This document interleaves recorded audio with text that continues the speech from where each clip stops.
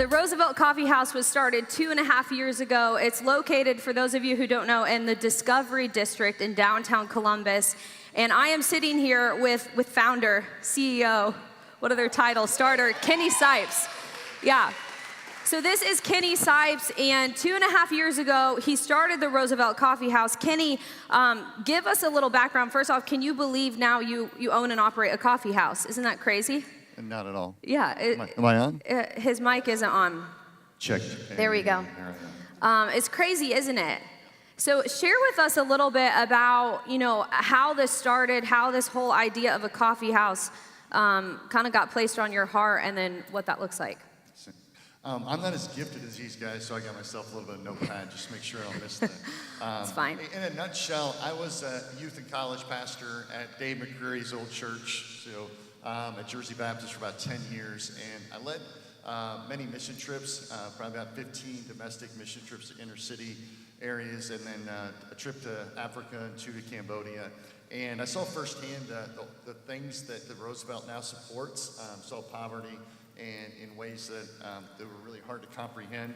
I usually say that my wife says that the man who went to Africa never returned, just because it unsettled me in a way that I've never been the same since. And so we thought, as we kind of progressed through this and tried to figure out what we wanted to do, we thought if we could create a coffee experience where everybody kind of goes, mobilize that to do incredible impact, and kind of be a liaison for people who have a heart for justice and love coffee and be able to do what we're doing. Yeah, that's really sweet. So you guys kind of care about specifically 3 things. Tell us a little bit about what those 3 things are. Yeah, so we camped on 3 areas we felt everybody could agree on, and that is hunger, unclean water, and human trafficking. So we all felt like everybody could agree that nobody should starve to death, nobody should die of preventable waterborne diseases, and nobody should lack freedom. And so we've kind of used those, taken on those topic matters to make a difference in people's lives. So we're, in a nutshell, what we're trying to do is make coffee to save lives. Yeah, that's awesome. It says on your website, we're in the business of great coffee and saving lives. So you sell coffee, and tell us about how that works. Part of the proceeds go to these 3 things. You have a ton of international partners and local that you guys, as the Roosevelt Coffee House, partner with. Talk us through that a little bit. Yeah, so one thing, I am actually not the owner, since we are actually a nonprofit, so that kind of throws a lot of people off, but we are functioning as a private foundation that takes all of its profits to fund the areas of injustices that need to be fixed. And so part of the 2 years of developing this before we opened the doors, for me, a lot of my research was spent on a couple things.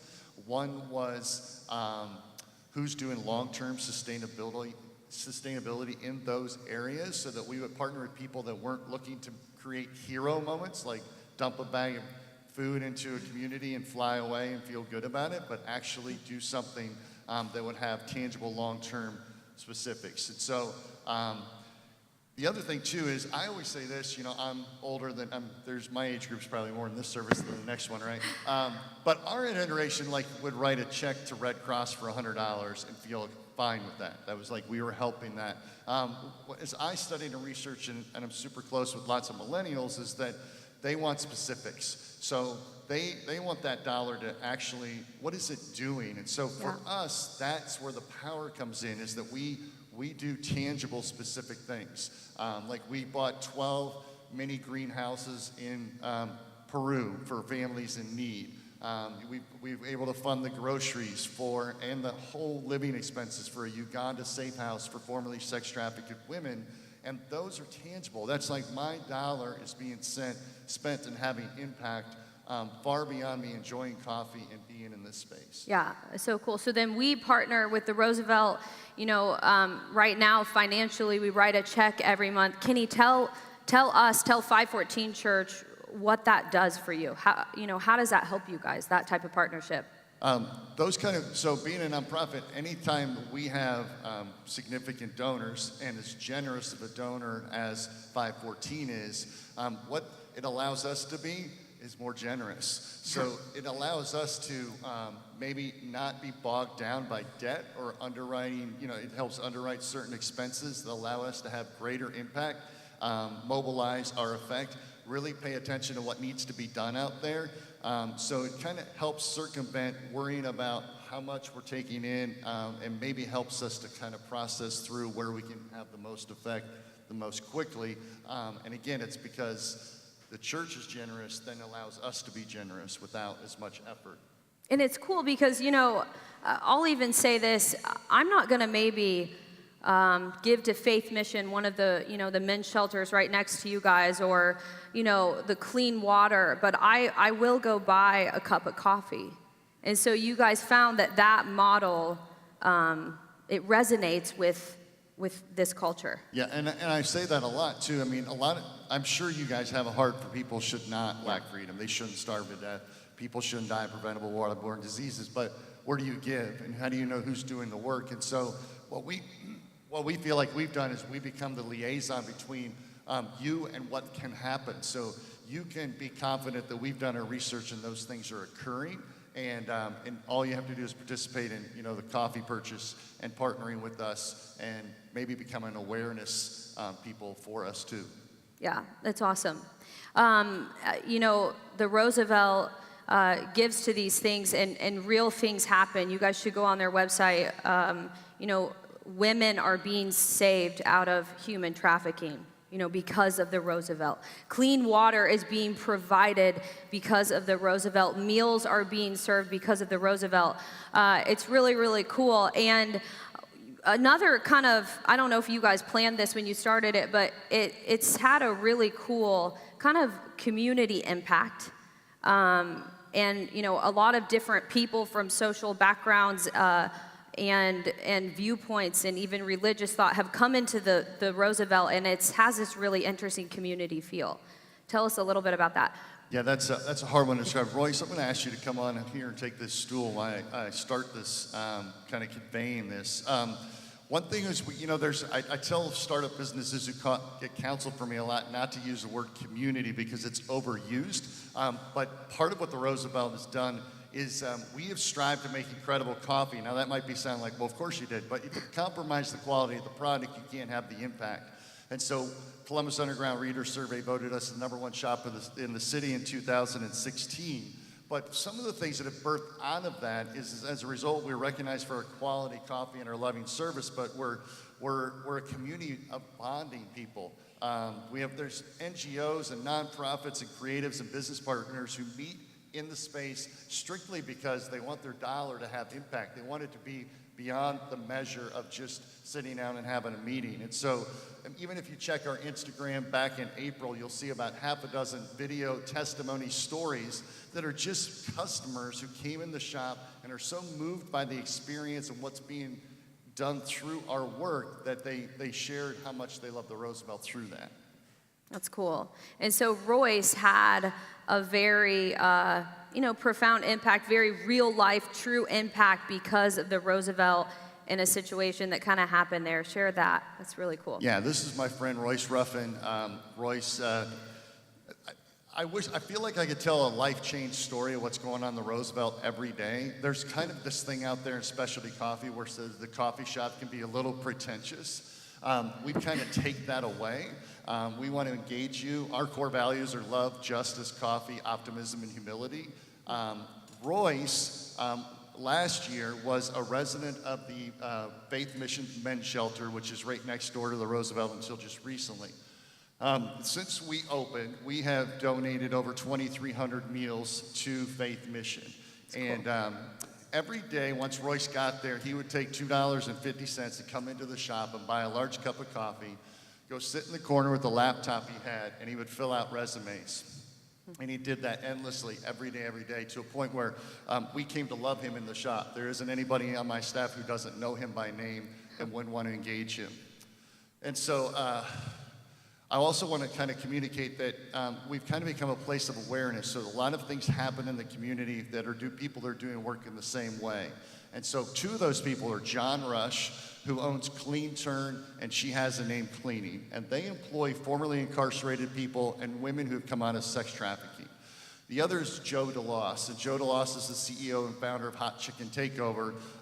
He's the prettiest man in Columbus, and he's one heck of an entrepreneur. And Joe hires the formerly undeployable also. 70% of his workforce come onto a position where you would not employ them. So all that to be said, Joe and John decided to have a conference at the Roosevelt in the backspace on passion, purpose, and profit to kind of show how people in those positions and the unemployable could become employable.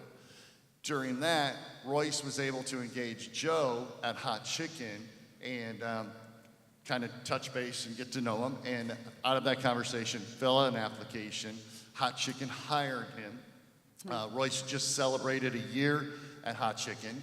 In fact, when we were meeting this week, he drove up in his brand new car. So there's a lot of things going on for me in my heart that just are exploding right now. So you might say, well, what does that have to do with 514 Gives? Well, let me tell you how that works. Is if the Roosevelt didn't exist, then Royce doesn't enter into our space, right? He's getting fed by the money that we give to Faith Mission. So he's getting fed, and then he comes to the Roosevelt. The Roosevelt doesn't exist. He doesn't get loved unconditionally in a way he probably never would in any other business. If we didn't house people that were doing work in the areas of poverty, John and Joe never do the conference in our space. John and Joe do the conference in our space, and Royce meets Joe. And then Joe engages a conversation with him, and now Royce is a loved and valued member of Hot Chicken. And so all of that to say, if we don't, it's amazing.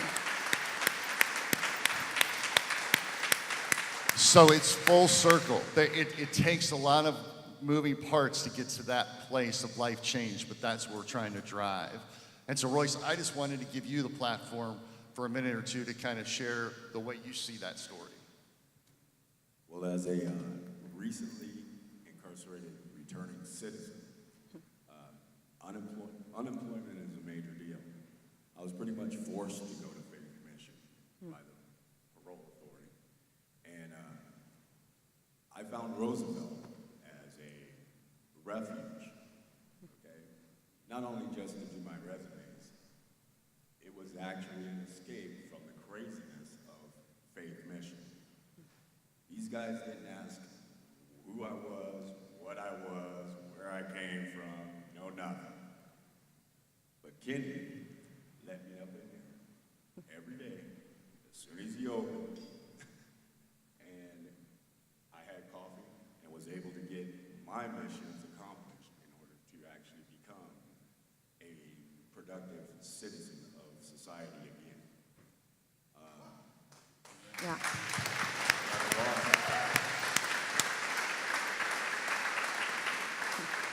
Here I am. Yep, that's awesome. Royce, it is an honor to be a very small part of your story.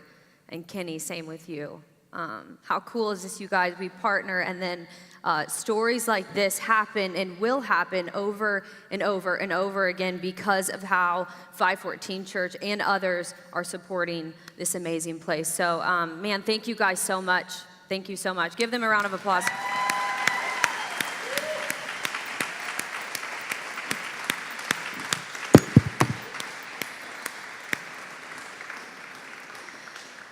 It's so cool to see that. We have another amazing organization we partner with called Crew.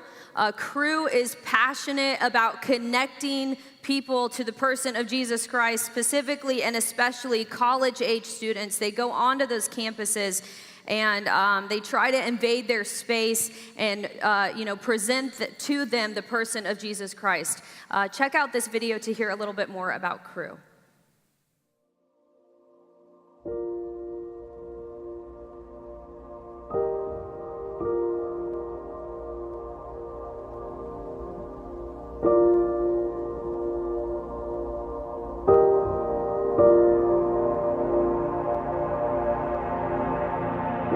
Years spent on a college campus really influence how people will spend the next 60 years of their life or more.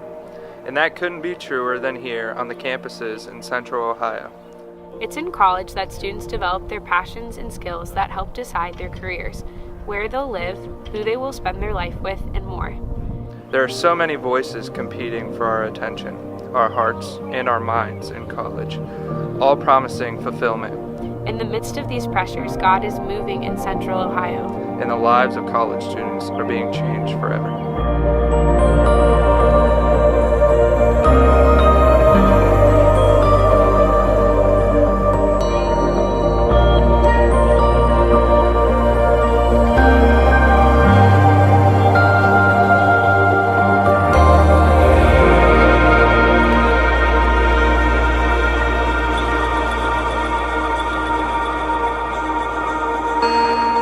Crew has changed my life ever since I've come to college, just in ways I never really expected. These past 5 months or so, coming to OCF, I just feel so much stronger, so much closer to Christ, and it's just really changed my life in ways I never really expected. It's a community that will seek out relationships with you and authentically want to love you well. I feel really loved and encouraged by the people that I've met through Crew. I found such an amazing community of friends that I didn't even have 6 months ago, and now they're a part of my daily life, encouraging my faith every day. The more I came, the more I started to see something different. This is so different. And I was like, this is so different from all my other friend groups in the past. My heart started to change. And I started to read the Word and started to get involved with Jesus and started to build that relationship. One of the highlights that I really enjoyed about Crew is the discipleship. It's just a really fun time to get encouragement as well as grow in my faith and my spiritual walk with the Lord. One of the highlights for me while being a part of Crew in college has been going to retreats and conferences with close friends. I'm very grateful for all the opportunities such as PCB or NDCC, as well as our spring and fall retreats. Crew just does a really great job of training and teaching college students to be a lot more influential than they think that they can be. I've been given a lot of tools on how to share my faith, and there's so many opportunities within Crew that my life would not be the same without. Without Crew, our campus is really dark. There's not other people going and sharing Christ with people. And in my own life, I think I would have just kind of gone through the motions the rest of my college career. Through the people who have loved me and invested in me, I've really finally gotten a hold of the grace and love that God has for me, and now I just I have to share that with everyone. I've actually developed a love for the world, and I can't wait to use that in the future. I want to spread the good news and love of Jesus with my coworkers. I couldn't be more thankful for Crew and what that organization has done for me.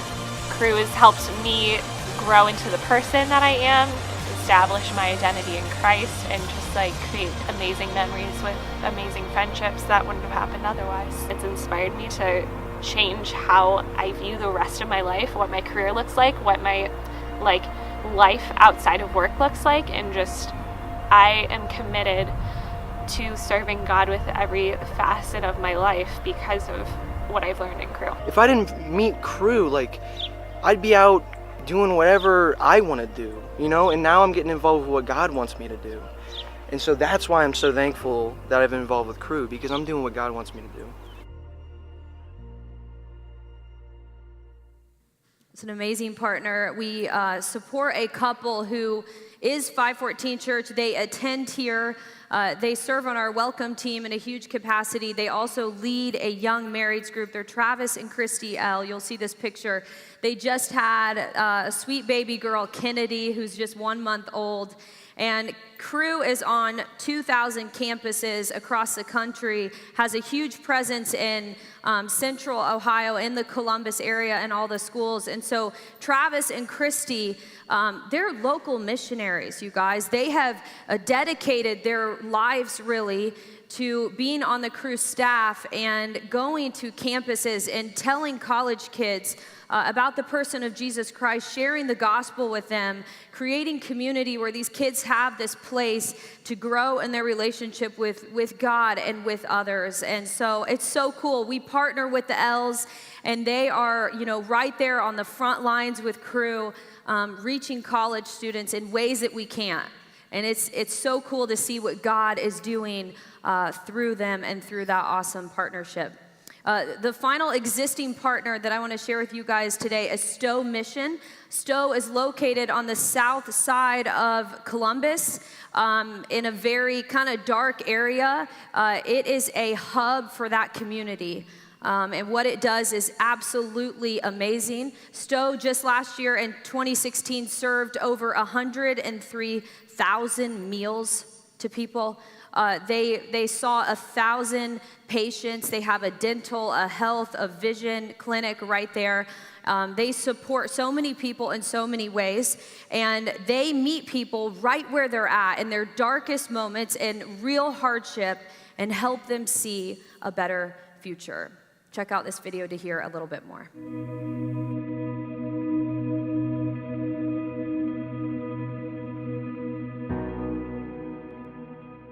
Stowe helps heal the needs of the inner city, physically, emotionally, spiritually, all in Jesus' name. So that means a whole lot of different things, and it seems like more things all the time. But the focus is Christ, as in Matthew 28, making disciples, but also Matthew 25. Jesus says, I was hungry, you fed me. I was thirsty, you gave me a drink. He said, when did we do that? And he said, when you've done it unto the least of these, my brethren, you've done it unto me. Stowe Mission is an amazing place. We run on about 750 to 800 volunteers a month. It's important to work and meet the physical needs of people in the community, but it's also important to meet their emotional and their spiritual needs. And so what really gets me excited about Stowe Mission is to see the changes that happen in people's lives. There are a lot of organizations or people that I run across that have great ideas about what could happen or what might happen or what should happen, but here it's already happened. It started in 1982, so for 34 years it's been happening here where people's lives are literally changed. So by investing in here, you invest in people and processes and systems and the gospel that reaches people and sees their lives change and ultimately the culture around us. We've had people that have lived down by the river in a tent for over 5 years, and they would walk up from the river and get a hot lunch at Stowe Mission each day. Donations are used in all kinds of ways here to maintain the facility and allow us to minister in the way that we're able to do. So that's why I invest in Stowe and why it would be an eternal investment for anybody. Hey guys, so obviously Stowe Mission is doing some really cool stuff down there. They have a really special thing going on in the south side of Columbus. And as Rich, you saw Rich Halcomb, he's their CEO, and he was giving a little bit of the vision behind what they do. And what they say their mission is to provide gospel hope and restoration to people who need it. And so over the course of their existence, they've built this amazing infrastructure to provide meals and food, to provide dental care, medical care, pregnancy resources. They have a summer reading program for kids. They have youth groups. They have 2 churches that meet in their space. And so they have really lived that mission out, and they are helping this community materially in every way that they possibly can. And along with being an awesome partner that we are blessed to be a part of their ministry, they also give us a chance to participate. And so they're one of our partners, and they have some really cool opportunities. As a staff, we go down to the kitchen every other month and we serve. We've had some small groups go down to the summer block parties that they have down there, and they've run some of the stations and volunteered. And we have some people at this church who are part of the tutoring program over the summer, and they help with this summer reading initiative that they've implemented. And so, we've been really, really fortunate to be a part of this awesome ministry and the way that they're touching that community down there. Let me introduce myself real quick. My name is John McCambridge, for those of you who don't know me.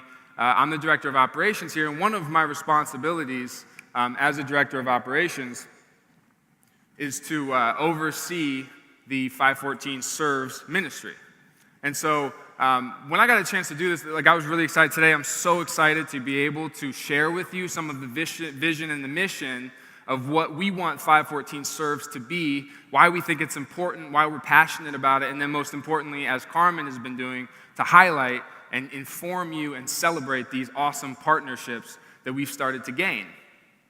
And so when I got a chance to come work for 514, this was really, really close to my heart. This was really close to my heart. If you don't know my story, I grew up outside of the church, and so I came to faith somewhat late in life. And when I was a freshman in high school, I started to wrestle with this question of who is Jesus? Do I believe that Jesus is who he says he is? Do I believe that? And I wrestle with it, and I use that term because that's what I did. I wrestled with this. I struggled to answer that question all the way through high school. I had doubt, belief, disbelief, unbelief all through high school, almost all the way through college. And when I was a junior in college, I came to the realization or the conclusion, and I believe that God moved in my life, and I decided that the answer to that question was yes. And yes, I believe that Jesus is who he says he is. And that means that I want to follow him. And that means I want to give my life to him and enter into a relationship with him. And for those of you in the room who have ever entered into a relationship with God, you know exactly what I'm talking about. That is an overwhelmingly emotional experience. To enter into a relationship with God is overwhelmingly emotional because the truth of what you're saying you believe is so beautiful. Because what you're saying is that you're broken and you're dead in your brokenness. And there's nothing that you can ever do to bridge that gap to a perfect God. And you're eternally separated. But God desired a relationship with us so much that he became flesh and blood, he came to earth, and he died in order to bridge that gap. And now we get to have a relationship with him. And that idea of grace or a gift undeserved is so beautiful, and it's so flowery, and it's so sweet when you talk about it that it overwhelms you. And I felt the full extent of that. I felt all of that when I entered into a relationship with God, but there was something that was simmering underneath all of that lovely, beautiful language. There was something that was there, and I couldn't really define what it was. And even now, the only word that I can really use to accurately describe it is gritty. There was something gritty that was underneath all this flowery, beautiful language. There was something gritty about this gospel that I said that I believed. And so as I started to look into and study and dive into my relationship with Jesus, I started to look at his ministry when he was here on earth, and then the apostles and the early church and the way that they functioned. And I started to understand what that grittiness was that I was feeling. And what it is it's the truth that when you enter into a relationship with God, you are no longer your own. And so you give your life to God, and then you don't belong to you anymore. And in this world, that's a huge deal. That's a big idea for us to wrestle with, right? Because you're a Christian, and Christian means little Christ. And we are to emulate him, we are to live like him, we are to love like him, we're to have relationships like him. And our command is very, very simple. The command that we have now as Jesus followers is to love God and love others. That's it. Love God, love others. Love God, love others as yourself. And that's it. And it's very, very simple. And philosophically, it isn't hard to understand, and it's really not difficult intellectually to apply it to most situations. But in practice, it's overwhelmingly demanding and exceedingly difficult to actually live. Right? I mean, it's probably the most demanding philosophical worldview that exists because the foundation of it is that you die to yourself. And you lay your life down for other people. And that's really, really hard. And so this grabbed a hold of me when I was in college, and it grabbed me tight, and I said, I'm gonna go live this. I'm gonna go live this gospel. I'm gonna go live this grittiness, and I'm gonna leave Xavier when I graduate, and I'm gonna go out into the world and embody this, literally and vocationally. I'm gonna go live this gritty gospel. And I was young, and I was brash, and I knew what I knew. And I would tell people, and I would say, maybe you don't really believe like I believe. I mean, if you're not going to go out there and do what I'm going to do and go be a missionary in Africa, build schools in Guatemala, and give up all of this earthly comfort and pleasures, then maybe you don't really believe like I believe. Who says that? I mean, that's like such a horrible thing to say to somebody, but I would say it because I was sure of myself. I knew it. I was right, and it was written on my heart. And so I left Xavier, I graduated, and I went out to accomplish this mission, and I went to probably the one organization that you would all think of immediately that would come to the forefront of your mind when you think of this gritty, die-to-yourself mentality that I believed in. I went and I spent 5 years at Abercrombie & Fitch in international real estate and business. What? That's gritty. I'm teasing. That is actually true, but I want to be overly clear. Don't send emails. I'm kidding. There's nothing wrong with working for Abercrombie & Fitch. I don't regret 1 minute that I was there. My wife works for Victoria's Secret. I don't have a problem with corporate America. I actually happen to believe that very, very few people are called to vocational ministry, and so I'm teasing. I'm making fun of I actually have some friends from college that are here right now, and if you knew me when I was in college, you would probably think it was funnier. Anyways. So when I came here last year, I had a chance to work on 514 Serves. And I really was excited about it because although I was joking right there, all of the truths that I just mentioned about what it means to follow Jesus, that's all true. And that truth is absolute. Now, the way that it manifests itself in our life is nuanced. And so there's the marketplace and there's ministry, and some people are called here and some people are called there. But the reality is, and the demanding part, is that all of those things about dying to yourself and laying your life down and living for other people, you are to do that wherever you are. And that's demanding. And for me, as a local church, this 514 Serves ministry, this portion of the church should be the embodiment of that truth.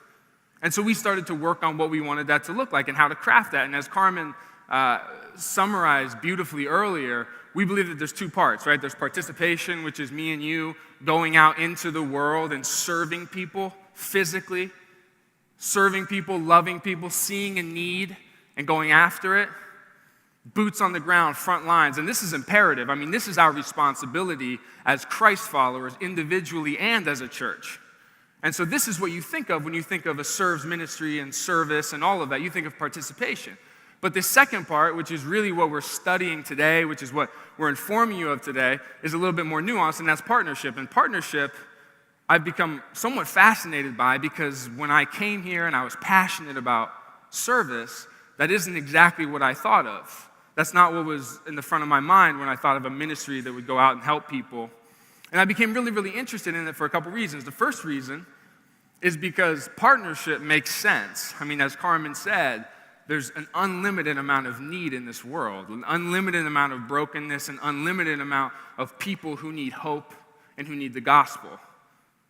And so we can't help everyone, but we can help someone.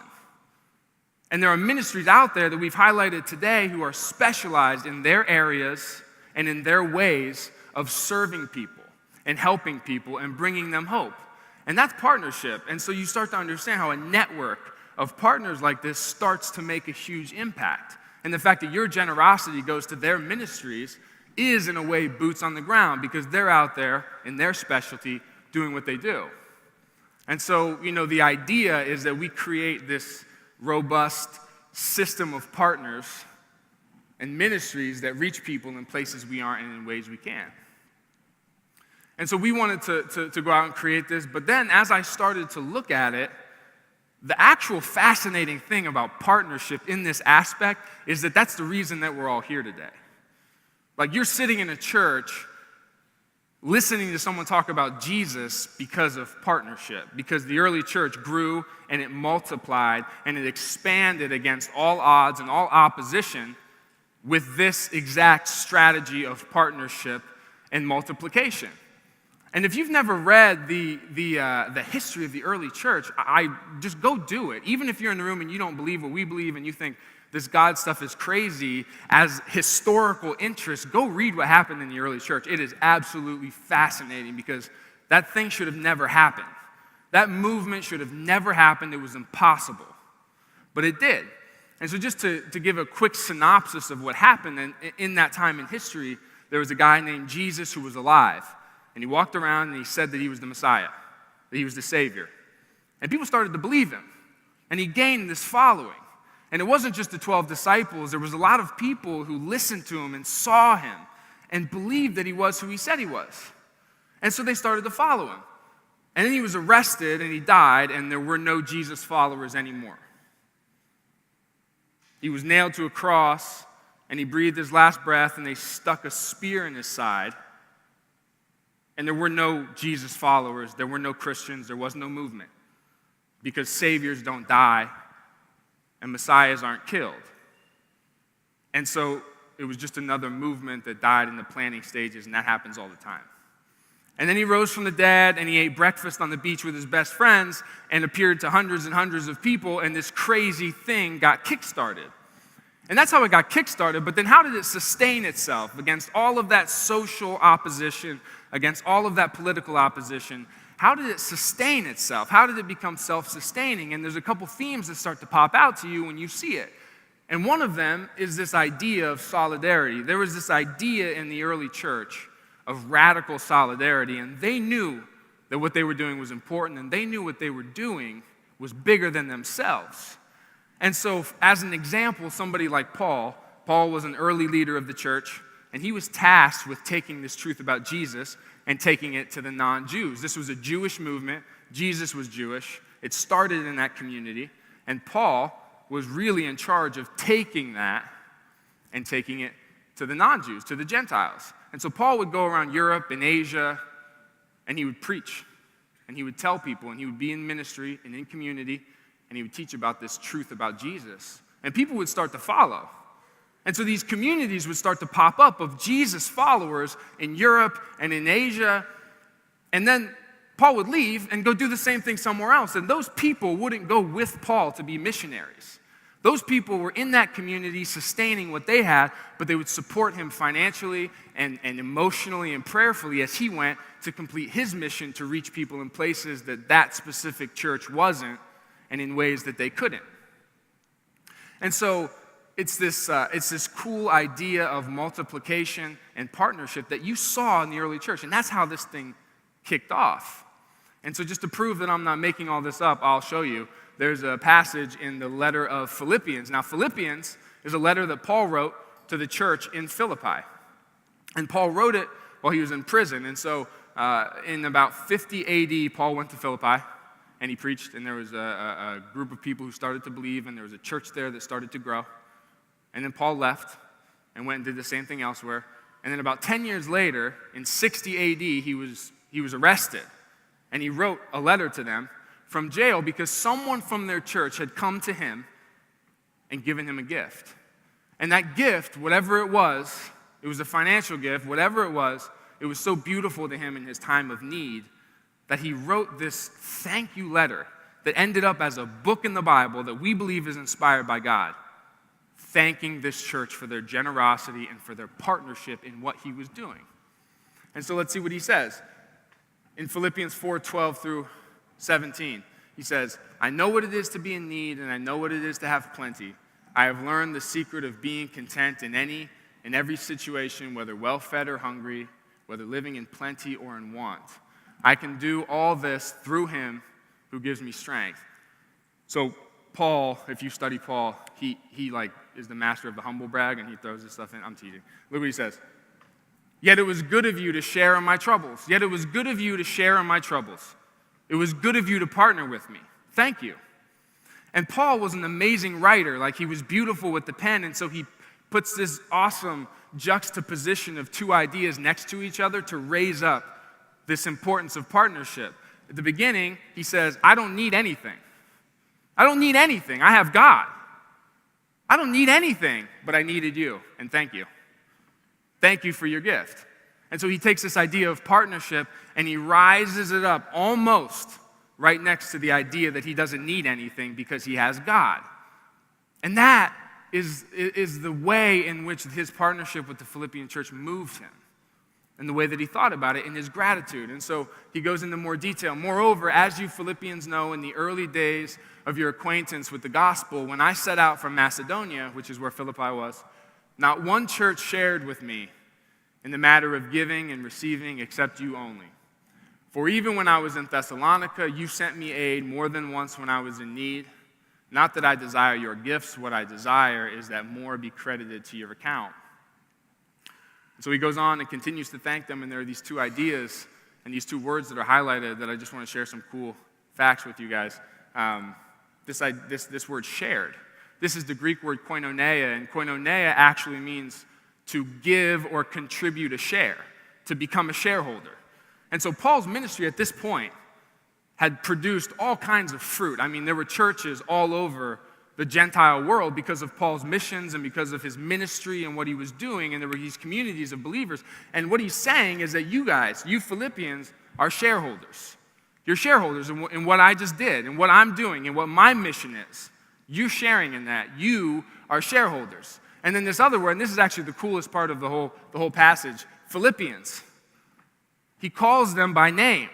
And Paul doesn't really do that very often. Only a couple times in his writings does he call a church by name. And so Paul received something when he was in prison from this church, and he looked back on his ministry history and the gifts and the generosity that he had received from this church in the past. And it moved him so much that he writes them a thank you letter that ends up in the Bible, and he calls them by name. Not the church, not the believers, not everyone who supported me. You, Philippians. And this was like inspiring to me when I read this and we talk about partnership, because like I want this to be 514 Church. I want these other ministries that we've highlighted that are doing amazing work to call us by name. I want to be so generous and so passionate and so consistent in our support for these other ministries who are out there doing amazing work that they call us by name, that we are to Roosevelt, and we are to Travis and Christiel, and we are to Stowe Mission what the Philippian church was to Paul. So important and so vital and so generous and selfless in the way that we give and support that they call us by name. And I hope that you guys want that too. Like, I hope when you give to this church, you understand the gravity of that. Because this idea of partnership, really what it is, and what it was in the early church, was this idea and this embodiment that this whole thing is bigger than me, and it's bigger than you, and it's bigger than us. And I want this church to really, really live that out and understand that this thing, this movement, this idea of the gospel and the truth of Jesus is so much bigger than 514 Church, and it's so much bigger than New Albany and this community. And so we have these partners who are out there doing this, right? Roosevelt Coffee in Columbus, Travis and Christiel on Otterbeins campus, and Stowe Mission on the south side of Columbus. And they're truly living out this call. And our support hopefully starts to shape this idea that we believe in the way that we give, in the way that we partner, that this thing is so much bigger than 514 Church. And so we've been working on this 514 Serves project and how to grow it and how to develop it and what's next. And we want to be more generous, and we want to be called by name, and we want to impact more people and more ministries who are out there in places we aren't. And so how do we do that? And one of the things that we kept coming back to is we need to add another partner. We need to add another partner that affects something somewhere else where we aren't. And so we've been talking, and there's this one organization called Project 117. And Project 117 is an organization based out of Michigan, and they built a school in Haiti for kids who would otherwise be left behind educationally and would have no chance of getting an education. And the backstory on this is actually pretty cool. There's this guy, his name's Curtis Stout, and he founded the company. And he went down in 2010 on a 9-month mission trip. And he was going to teach English and coach soccer. And he went down in 2010, and 11 days after he arrived, the earthquake hit. The big earthquake, the one that we all remember, and it ravaged that country, and it destroyed lives.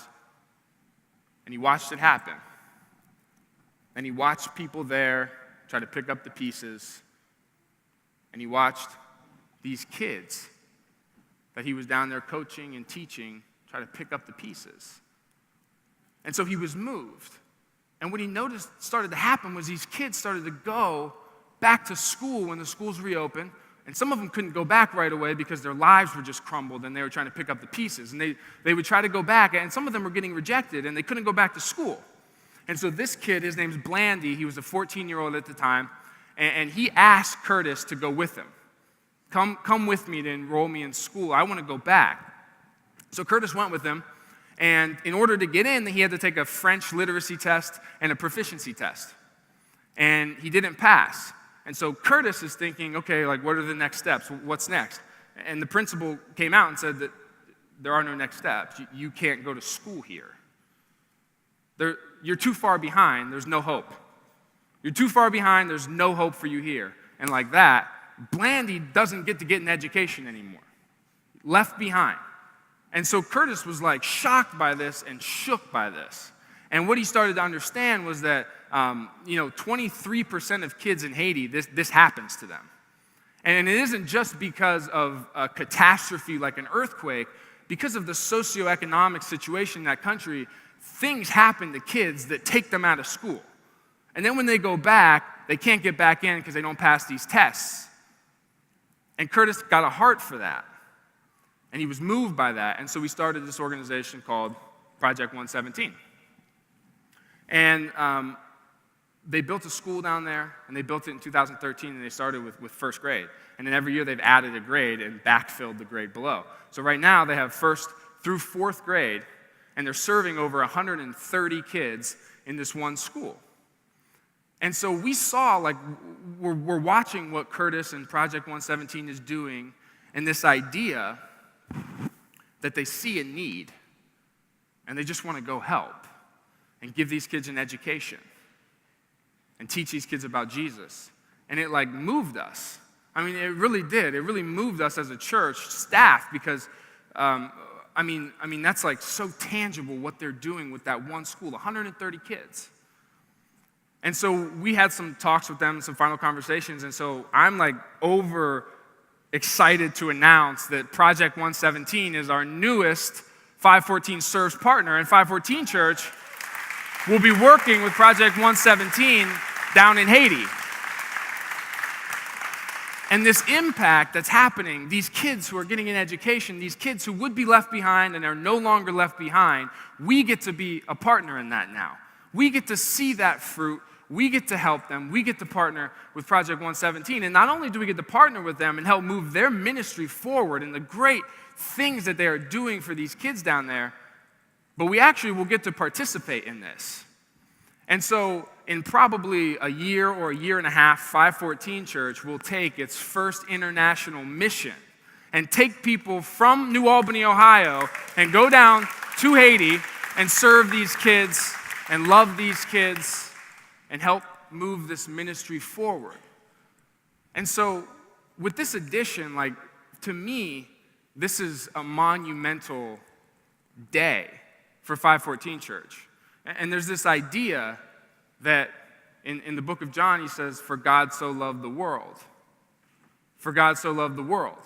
And so there's need in Columbus, right? There's need in Columbus, there's need in Ohio. But as we said, like, we want this church and our Serves ministry specifically to embody this idea that this thing is way bigger than us. And this idea that God so loved the world and therefore we should be in the world will be embodied in the fact that we now not only serve Ohio, but we serve internationally, and we are putting boots on the ground internationally, and we are starting to more and more embody this idea that this thing is bigger than us, that this movement is bigger than us, and that the way that we love the world is bigger than New Albany. And so I hope that today, being informed of these partnerships, understanding what we're already doing, the excitement of adding a new partner in a new country outside of the U.S., I hope that this, like, moves us. I hope that you're moved by this. I hope that this impacts you. I hope that you feel this idea that this whole thing is bigger than us, and we get it, and you get it, and when you give, you're giving to all of these other ministries who are out there impacting the world and reaching people in places we aren't and in ways we can't. Thank you guys for being here today. Thank you for listening to this. Come back and meet us afterwards. We're in the back there. If you're new and you haven't met the staff, come meet us. We stand back there, and if you don't come back, our feelings really get hurt. And so we're pretty sensitive. So come back and meet us. We'll see you guys tonight at Expressing. Let me close this in prayer, and then we can go, okay? Lord, thank you for bringing us here today. Thank you for this community. Thank you for this church. Thank you for giving us an opportunity and a blessing to partake in these other ministries who are out there doing amazing work. I pray that our generosity to them propels their ministries forward and allows them to impact more and more and more people for you because we love people. And I pray that this 514 Serves project and this ministry starts to move this community in a way that we understand that this thing is so big and that we're all a part of something that's really big, way bigger than this community. And Lord, I just pray that you let this all sink in and you let something like the Serves ministry be something that gets us excited to go out into the world and to impact people and to show your love to people and to serve people because that's what you want us to do, and because we love you. In your name we pray. Amen. Thanks, guys.